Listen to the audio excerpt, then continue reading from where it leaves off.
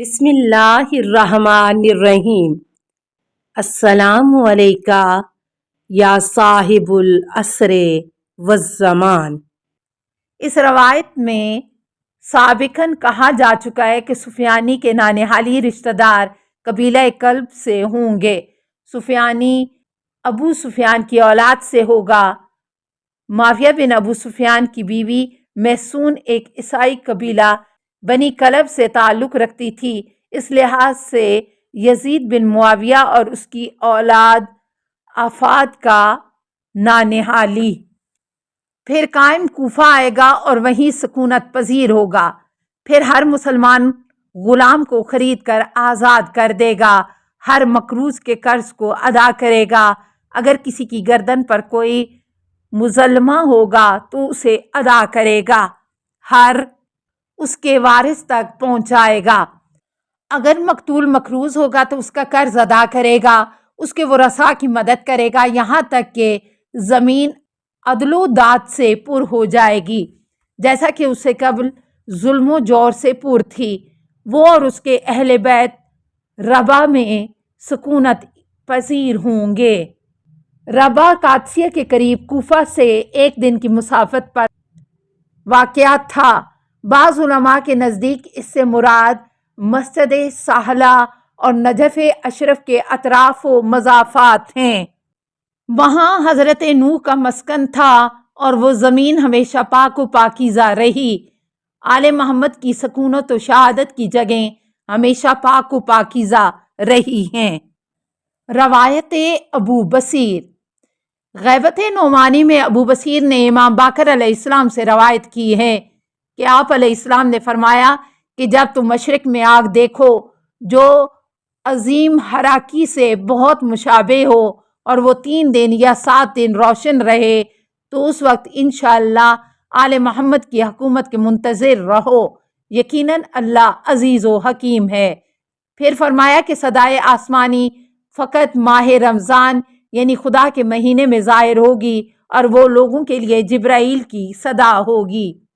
پھر فرمایا کہ آسمان پر ایک منادی قائم کے نام سے ندا دے گا اور اسے مشرق و مغرب کے سارے لوگ سن لیں گے۔ ہر سویا ہوا بیدار ہو جائے گا، کھڑا ہوا بیٹھ جائے گا اور بیٹھا ہوا کھڑا ہو جائے گا۔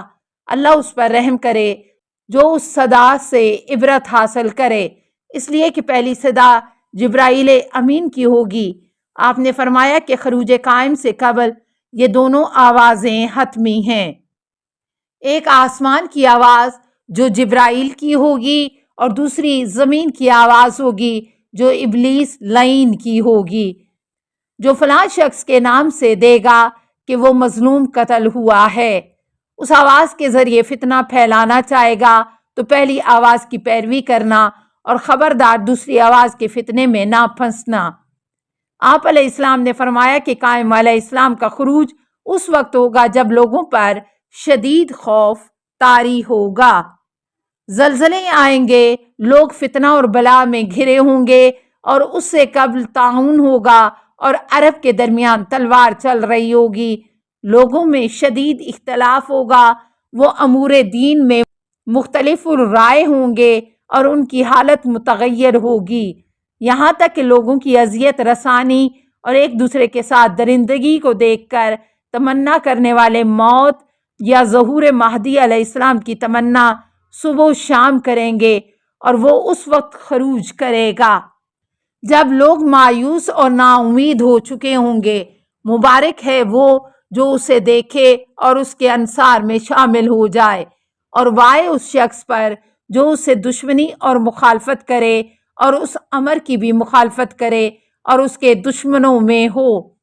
اور آپ علیہ السلام نے فرمایا کہ قائم امر جدید، کتاب جدید اور سنت جدیدہ کے ساتھ قیام کرے گا، اور اس کا فیصلہ عربوں پر سخت گراں ہوگا، اور اس کا کام دشمنوں کا قتل ہے، وہ ایک دشمن خدا کو بھی زمین پر باقی نہ چھوڑے گا، ملامت کرنے والوں کی ملامت اسے باز نہ رکھے گی۔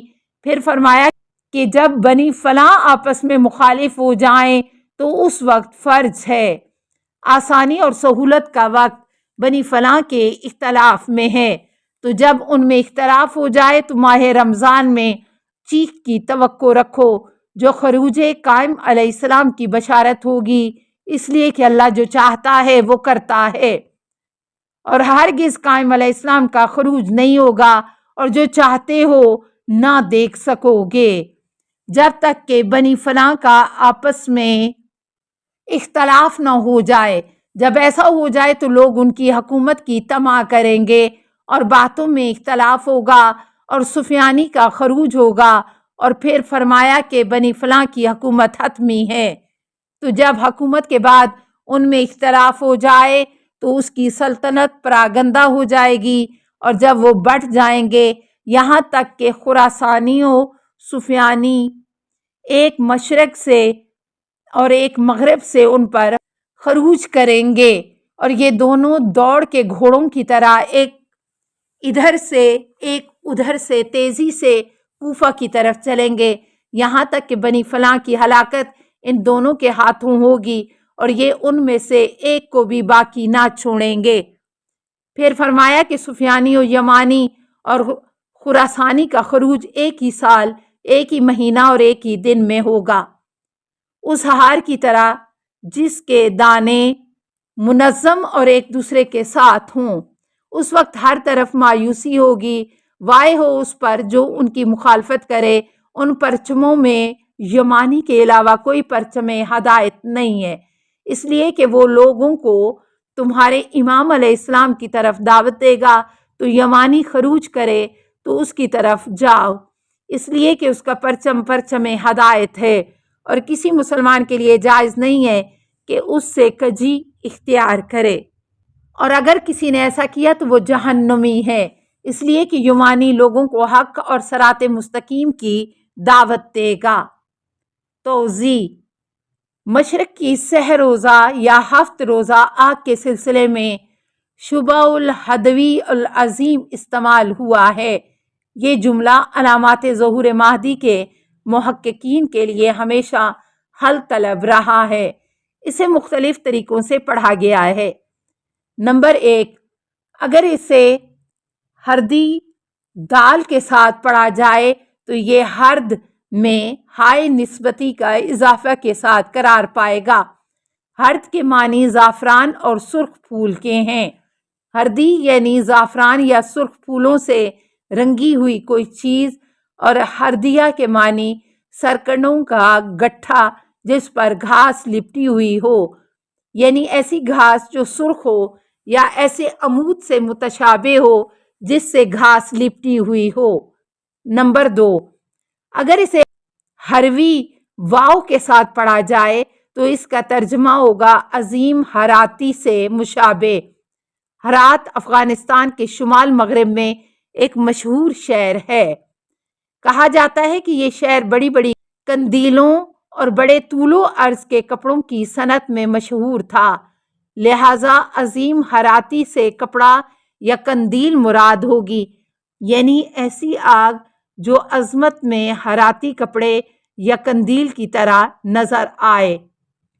نمبر 3، اثبات الہدات جلد ہفتم صفحہ 415 پر محمد ابن مسلم سے ایک روایت ہے کہ امام محمد باقر علیہ السلام یا امام جعفر صادق علیہ السلام میں سے کسی ایک نے فرمایا، جب تم مشرق سے آگ دیکھو جو ایک عظیم تیر انداز یا عظیم کماندار کی صورت میں جو 3 دن یا 7 دن جاری رہے، شک راوی کی طرف سے ہے، تو آل محمد کی حکومت کی توقع رکھو، یقیناً اللہ عزیز و کریم ہے۔ السلام علیکہ یا صاحب العصر والزمان، الامان الامان الامان من فتن الزمان، السلام علیکہ یا خلیفۃ الرحمن، السلام علیکہ یا امام الانس والجان، السلام علیکہ یا مظہر الایمان، السلام علیکہ یا شریک القرآن، السلام علیکہ یا قاطع البرہان، السلام علیکہ یا امام زماننا حاذا اجل اللہ فرجک و سہل اللہ مخرجک و ظہور کا السلام علیکہ ورحمۃ اللہ۔ اللہم صلی علی محمد و آل محمد۔